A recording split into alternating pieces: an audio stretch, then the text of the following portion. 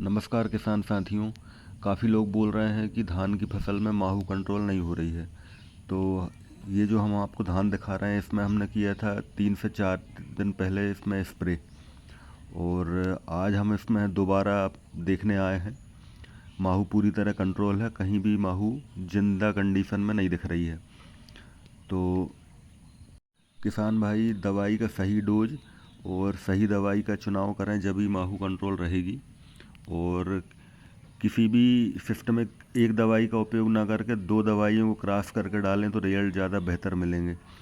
इस धान में हमने पाइमेट्रोजन और डायनोटिफ्यूरान दोनों को मिलाकर स्प्रे किया था, और देख सकते हैं आप यहाँ पर भी कहीं भी माहू 1% भी जिंदा कहीं नहीं दिखाई दे रही है। तो खाली पाइमेट्रोजन से पूरी माहू कंट्रोल नहीं हो पाती है, और खाली अगर आप डायनोटिफ्यूरान अकेले ही डाल रहे हैं तो उससे भी पूरी माहू कंट्रोल नहीं होगी।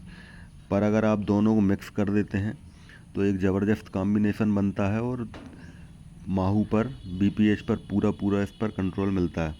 माहू के लिए एक सबसे कारगर दवाई है पैक्सलोन।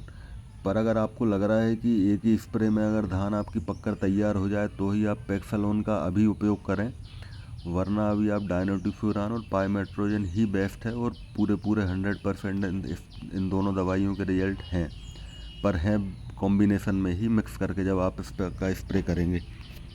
दोनों दवाइयों को मिक्स करके डालने से एक तो लंबा रिजल्ट मिलता है, और बीपीएच पर कंट्रोल भी पूरा मिलता है।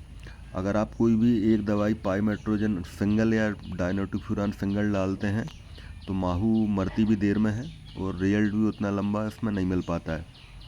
तो मेरे हिसाब से तो किसान भाई दोनों दवाइयों को मिक्स करके स्प्रे करें तो वो ज़्यादा बेहतर रहेगा। और अब इस कंडीशन की धान में पानी भरने की बिल्कुल भी ज़रूरत नहीं है। अगर किसान भाई पानी भरा हुआ है तो उसको निकाल दें, और अगर नहीं निकल सकता है तो अब उसमें और पानी न चलाएं और उसको सूखने दें, तो वो ज़्यादा बेहतर रहेगा। खड़े पानी में माहू बीपीएच की समस्या ज़्यादा बढ़ती है, और कंट्रोल भी उसमें देर में हो पाता है। काफ़ी कंपनियों ने पाइमेट्रोजन और डायनोटिफ्यूरान का एक कॉम्बिनेशन बनाकर भी निकाला है, पर मेरे ख्याल से वो किसानों को कॉस्टली पड़ता है।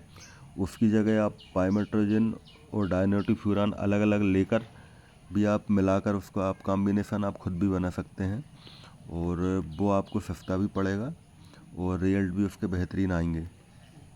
और मेरे हिसाब से अगर आप इन दोनों दवाइयों के कॉम्बिनेशन को डालते हैं तो आपको अलग से एमिडाक्लोप्रिड या थायोमेथाक्साम जो आप मच्छर के लिए डालते हैं उसको डालने की कहीं भी कोई ज़रूरत नहीं रहती।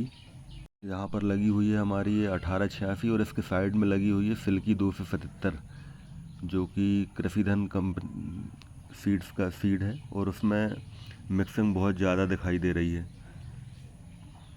पहले हमने खेत की वीडियो बनाई थी, ये जो स्प्रे के पहले हमारे खेत की माहू की कंडीशन थी, जब इस प्रकार की माहू खेत में बह रही थी और हर पौधे पे 2 4 10 माहू हर पौधे पर लगी हुई थी।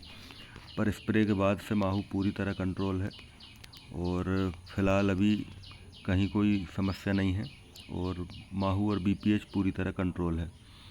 ये देख सकते हैं आप, इस प्रकार माहू नीचे बह के आ रही थी, मतलब इतनी ज़्यादा खेत में फैल चुकी थी।